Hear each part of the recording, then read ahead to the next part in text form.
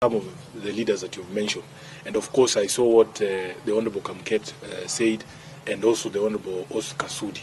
The truth is that we know now that they understand that this thing, it is irreversible now. The damage that this government has done to its own reputation is irreversible. They know that there is very little that can be done between now and 2027 to reverse the fortunes of this regime. So you can see that they have become irritated, agitated. The young Kenyans on social media have succeeded in getting under their skin. If you go to a function and speaker after speaker is only talking about social media and curtailing the freedoms of the young people, lecturing us about respecting other people, and yet these are some of the vilest politicians on the mic. They themselves cannot show you the respect that they want other people to show them.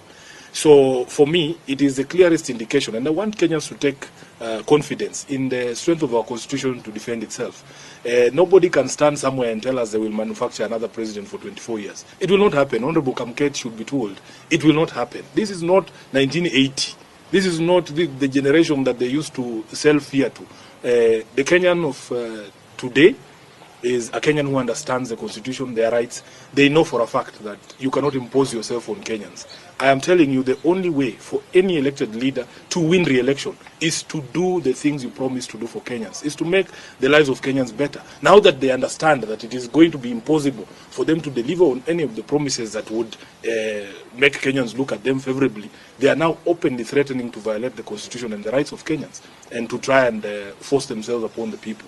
As a person who was in the campaigns in 2022, when we were being backed by a sitting president, these are not strange pronouncements. They are very familiar, because there are people in our camp who used to speak the way Kina Kamketa speaking and telling the country, oh, hii kitu imeenda, oh, there's nothing you can do, tutanyorosha wewe, hatuwezi kuachia mwizi. But I'm telling you, with the sort of anger that Kenyans have, the day a Kenyan is given a ballot paper like this, once he crosses against your name and puts it in the ballot box, that's the end of the day.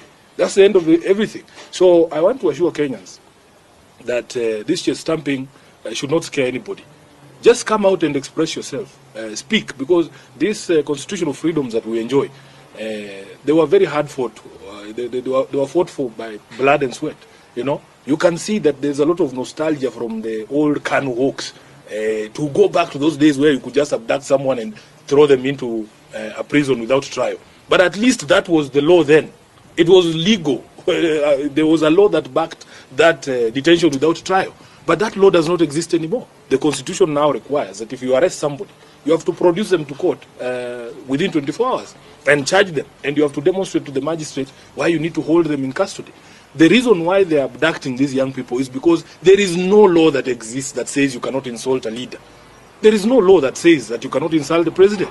In fact, our High Court has already said that the freedom of expression extends to insults. The freedom of expression does not mean I have to be nice to you.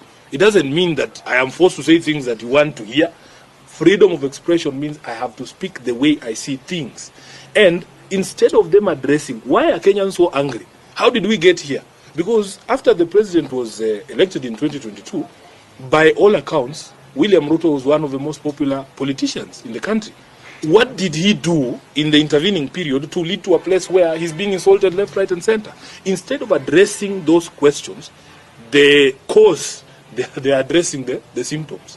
And I can tell you, for as long as your policies and the actions of your government continue to make life more difficult for Kenyans, for as long as you don't demonstrate respect for the people, for as long as your court jesters, the ones you are talking about, are speaking to Kenyans in the way that they are speaking to them, then nobody is going to respect you. Respect is earned. It's not something you force. You cannot force people to respect you.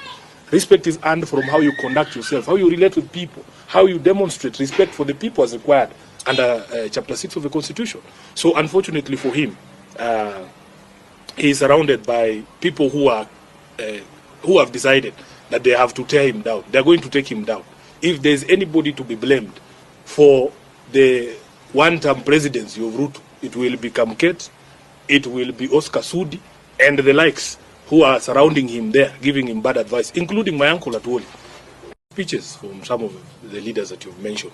And of course, I saw what the Honorable Kamket said, and also the Honorable Oscar Sudi.